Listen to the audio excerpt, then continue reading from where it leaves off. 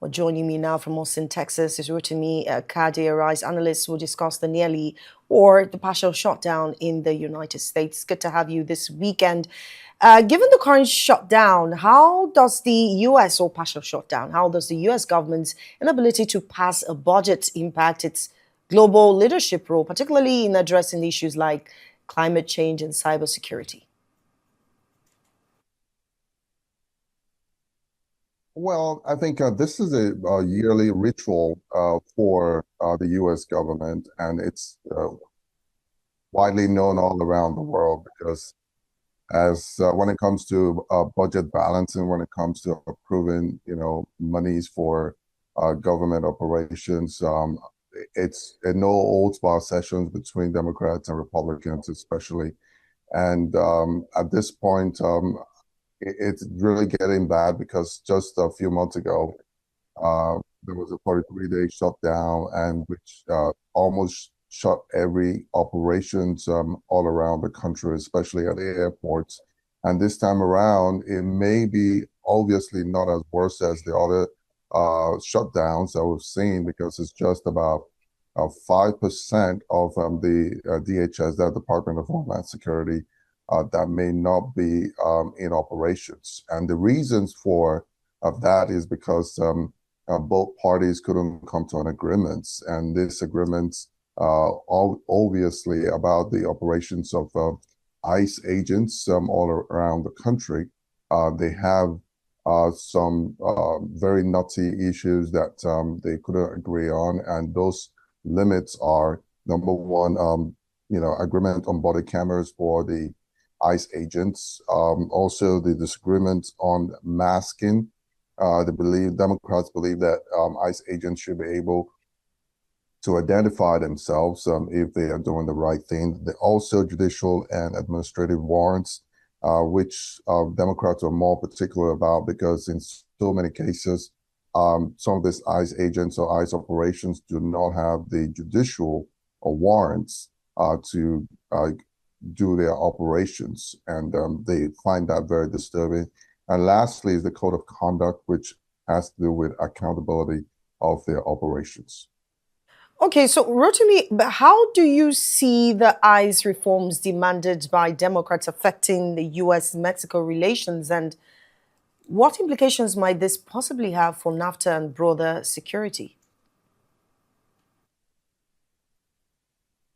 Well, the Mexican U.S. relations has deepened a little bit in a negative way uh, since the inception of this administration, because the U.S. are demanding more from the Mexican immigration authorities, because Mexico has sort of been the gateway for mass immigration into the United States from other countries. And the U.S. is demanding more from Mexico. But Mexican government, under the leadership of the president Sheinbaum, has not been in lockstep with President Trump in so many in so many policy changes that the U.S. is actually demanding. This is going to really be a messy situation if they couldn't come to an agreement. But from the news we're hearing that the Mexican authority are also trying to take the bull by the horn in scaling their operations just beyond, their relations with the United States. So now, with FEMA's disaster relief funds dwindled, what are the potential consequences for global humanitarian efforts, particularly in regions like the Caribbean and in Africa? Well, I think the immigration policy change is really not just affecting the United States, but affecting other countries, especially within the Caribbean and the Southern American countries that do come into the United States under a temporary visas to work as farmers and contributes to the GDP and also going back to their countries and by extension taking monies to their own families. That particular trend has stopped under this administration and also is affecting the relations between the U.S. and the Caribbean nation and also the South American nation. Just recently, we saw U.S. Abducting the president of Venezuela, which has actually sent shivers down the spine of other Caribbean countries, and especially now Cuba, who in a matter of days or maybe hours from now, they would definitely shut down their airports because the U.S. has laid an embargo on imports of jet fuel into their country. So there's so many things going on that this immigration debacle is actually doing to the Americans. This question on the side, do you see Trump, accepting to budge into Democrats' demands? Just quickly. Well, it's going to be a long discussion. I do not say yes or no to that because the president says that he has vowed in one of his news conferences that he will defend ICE. But we don't know at what extent that is going to be in terms of what the demands of the Democrats about masks, about accountability, about judicial administrative warrants, and etc. We don't know the extent at which the White House is ready to go for that. But for this shutdown, it's going to be a long haul, for DHS and especially ICE agents. So now let's talk about some of these executive orders. I've never heard about executive orders like the Trump administration. He's used executive orders to push, through immigration policies. How would a prolonged shutdown impact the implementation of these policies and the court's ability to challenge them? Oh, well, when it comes to the budget, I don't think there's an executive order that can overturn that because we're talking about appropriation right now. Appropriation has to do with, dishing out monies to different agencies for their operations. So executive orders are limited in some ways. And some people have said that perhaps maybe there's an abuse of executive order in this administration. This is obviously absolutely would have nothing to do with the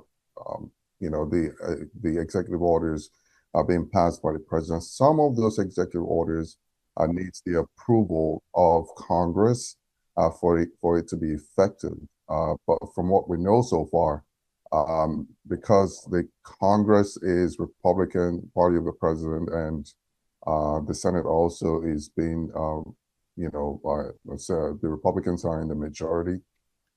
They've not been able to, hold the president accountable for some of those violations of the executive orders.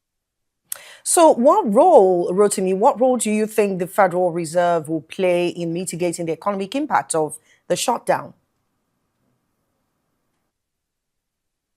Well, the Federal Reserve is a different entity. They operate autonomously from the White House. So when it comes to the fiscal policy and the monetary policy, I think that's going to be going on. The shutdown, as we said before, is not a full shutdown like we saw the other time. This is just about 95% of federal workers will get paid this time.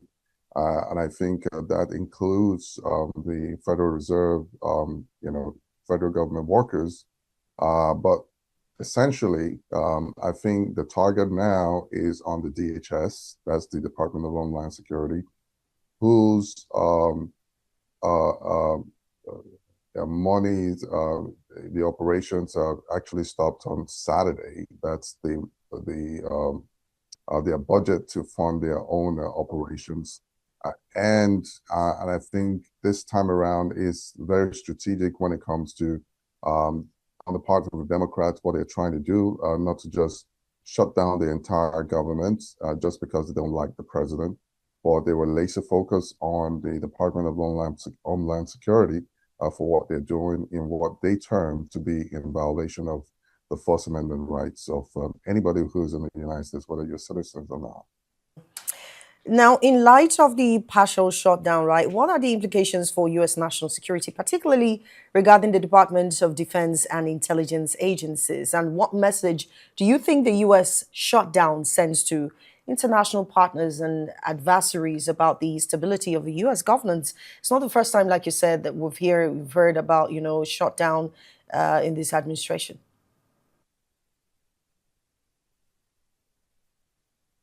Well, the security impact could really come slowly, but surely it could have a greater impact in the future. For instance, at the airports, uh, the transport the transportation um, agencies actually are in charge of the people checking people from international arrivals would definitely be seeing a reduction and perhaps maybe a longer lines in at the airports, which means that there could be a delay, a much longer delay at the airports.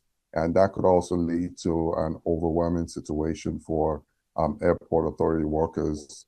So this could be a security risk because if you don't have anybody to man those operations, so just imagine what's going to happen. And if this persists and people work without pay, it's just a matter of time before they start downing tools, and that would definitely not be good for national security.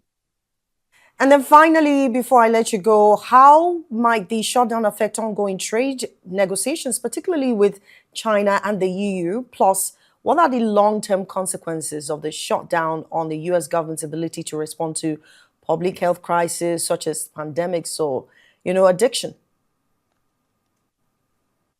Well, when it comes to negotiations, the shutdown absolutely have nothing to do with that. It's a foreign policy.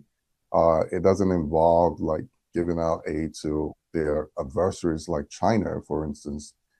That is a different kettle of fish. I believe that it has to do with, high-level talks in terms of negotiations, in terms of something much bigger than just the government. But also, when you talk about the impact that may have on the U.S. operations abroad, perhaps maybe for other, you know, tertiary, government travels, etc. That may be affected in a short term. But there's always an appropriation and how governments, make some adjustments to make sure that when it comes to the international operations, that is being catered for. Thank you so much, Rotimi Kade, for joining us on the Rise America. He's joined us from Texas to talk about the partial government shutdown with regards immigration.